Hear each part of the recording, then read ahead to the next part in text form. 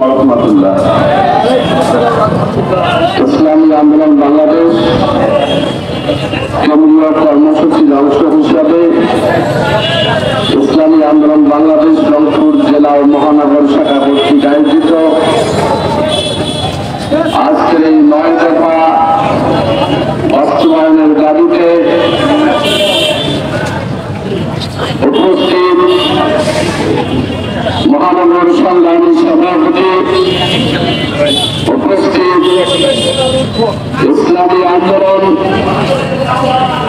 শ্রমিক আন্দোলন, যুব আন্দোলন, ছাত্র আন্দোলন, উলামা মাশায়েখ আইম্মা পরিষদ সহ রংপুরের চৌধুরী জনতা, সংগ্রামী সাথী ও বন্ধুগণ,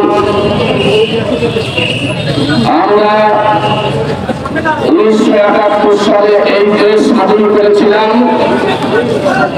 সাম্য, মানবিক মর্যাদা, ন্যায় বিচার প্রতিষ্ঠার জন্য। কথা বলে ঠিক কিনা? কিন্তু বড় দুঃখ এবং পরিতাপের বিষয়, দেশ স্বাধীনের পরে যারা ক্ষমতায় এসেছে, হনুমান ক্ষমতায় এসেছে। আবারও ছাত্র বৈষম্য আন্দোলনে, বৈষম্য বিরোধী আন্দোলনে ধারাবাহিকতায় বাংলাদেশের রংপুরের আবু সাইদ ভাই সহ, মুগ্ধ ভাই সহ অনেক ছাত্রী দল এই বৈষম্য বিরোধী আন্দোলনকে সফল করতে